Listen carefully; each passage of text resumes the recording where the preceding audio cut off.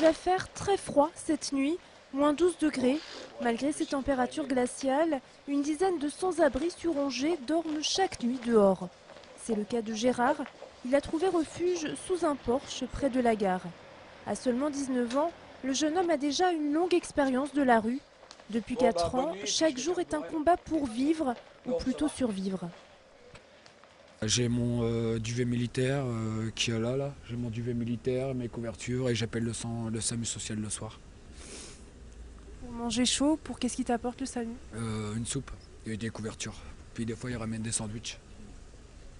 Gérard vit de la Manche. Il va dès que possible se réchauffer un peu dans le hall de la gare. Pour lui, pas question d'aller dans un centre d'hébergement, trop dangereux selon lui. Je préfère être avec mes chiens qu'être avec pas mal de monde où il y a des embrouilles. Donc c'est pour ça que j'évite certains endroits où j'évite. Angèle, lui, dort chaque nuit dans un squat. Les centres d'hébergement, il n'y va pas non plus pour des raisons de contrainte. Non, parce que toi, à 7 heures, nécessite entrer, sinon la rue, moi, à 7 heures, faire la fête. T'es plus libre dehors. Yeah, oui. Chaque matin, il fait la manche place du ralliement en compagnie de Miguel, 29 ans, et SDF depuis 11 ans. Pour manger ou boire un café chaud, il compte sur la générosité des passants. Dès qu'on a un peu d'argent, tu vois, on descend un peu plus bas, là, t'as un kebab, on achète des casals chauds, on prend des cafés, des trucs comme ça, donc ça nous réchauffe, quoi. Cette nuit, Miguel et Angèle rejoindront leur squat. Gérard, lui, dormira dehors, une fois de plus. Une voiture dans le fossé, c'est une scène assez courante en ce moment sur les routes de campagne du Maine-et-Loire. Compte tenu de la situation météorologique, les 19 équipes responsables des routes du département sont à pied d'œuvre en ce moment. Ce sont plus de 80 personnes qui se relaient et qui ont déjà déposé en 24 heures 500 tonnes de sel sur les routes. C'est 10 fois plus qu'une opération de prévention normale. Pour l'instant, ce sont 1700 km de routes principales, en rouge et bleu sur cette carte, qui ont été salées sur les 5000 du département, et ça n'est pas fini. Les températures annoncées pour la nuit qui arrive, -7, -8, voire -9 dans certains secteurs. Quand on sait que le sel à partir de -6, -7 ne fait plus effet, on va devoir intervenir avant la chute de ces températures. Et donc, on va intervenir sur nos chaussées, je dirais, sur le réseau principal qui va encore subir des difficultés dès l'entrée de la nuit, vers 19h, 19h30, pour traiter l'ensemble de ce réseau, donc les 1200 km, de manière à ce que le sel puisse faire effet avant cette basse température pour assurer, là encore, les bonnes conditions de circulation demain matin à la reprise du travail. Prudence donc cette nuit et demain sur les routes de campagne si vous devez prendre votre voiture. Du côté du ramassage scolaire, les services de transport du département ne circuleront pas demain, tout comme certaines lignes du réseau Anjou-Bus. Même si d'importants moyens ont été déployés pour le salage des routes en Anjou, de nombreux axes de circulation, en particulier en campagne, présentent encore des risques de dérapage ou de glissade. Pour ceux d'entre vous qui sont obligés de prendre le volant, voici quelques conseils essentiels recueillis cet après-midi auprès d'un moniteur angevin d'auto-école. Là, ça part en glissade. Donc à ce moment-là, quand ça part en glissade, tu enfonces ta pédale d'embrayage. Les conseils que je pourrais donner, c'est lorsqu'on arrive à proximité des virages ou des intersections, c'est surtout de bien ralentir. C'est pour ça que c'est important d'observer le revêtement. Et surtout, si la voiture venait à partir légèrement de l'avant, eh bien, c'est d'enlever la motricité, c'est-à-dire de couper la liaison qu'il y a entre le moteur et les roues, c'est-à-dire de débrayer.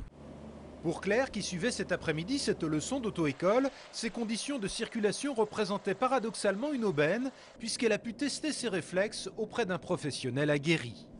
C'est vrai que ça nous permet d'être confrontés à différentes situations, et donc par la suite, quand on a notre permis, c'est sûr c'est toujours utile d'avoir ces conseils-là. Jean-Claude Antonini, le maire d'Angers et président d'Angers-Loire Métropole, présente ses vœux aux Angevins ce mardi soir au Quai. Avec une question: comment souhaiter une bonne année quand on sait que 2009 sera économiquement et socialement très difficile? La crise ne me fait pas peur. Je constate qu'elle arrive et je prépare tout pour qu'on puisse l'affronter le mieux possible. Et je pense qu'il faut être optimiste. Nous avons des moyens de nous battre. Nous ne sommes pas seuls. La région, le département, je suis sûr, travailleront avec nous au-delà des différences politiques, des divergences, pour avancer. Jean-Claude Antonini annonce une série de mesures liées à la crise. Premier thème, la solidarité. Cela passe notamment par la mise en place d'un groupe de travail qui évaluera toutes les aides possibles afin d'épauler les citoyens les plus fragiles.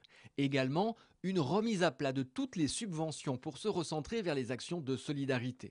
Second thème, le développement économique. Avec une première depuis 10 ans, la ville d'Angers va recourir à un emprunt de 15 millions d'euros qui serviront à engager la construction de 600 logements sociaux supplémentaires.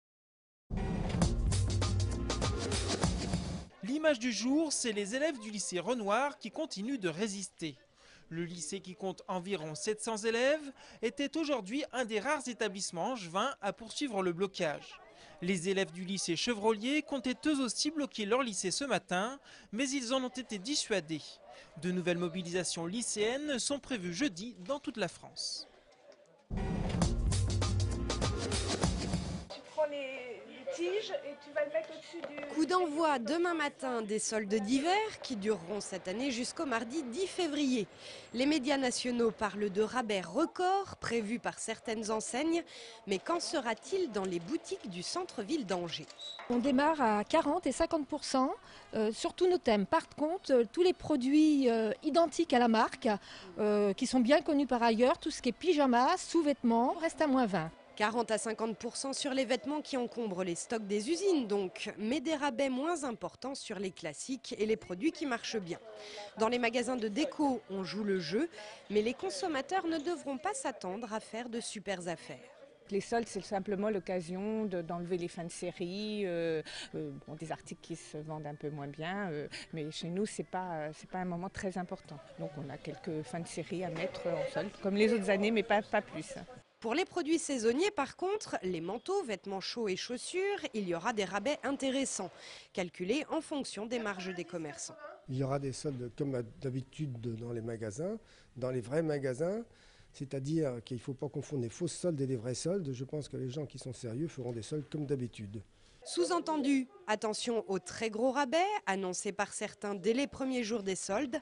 Ils pourraient parfois cacher des prix de base gonflés à l'excès qui ne demandent ensuite qu'à mieux redescendre et dès lors de fausses bonnes affaires.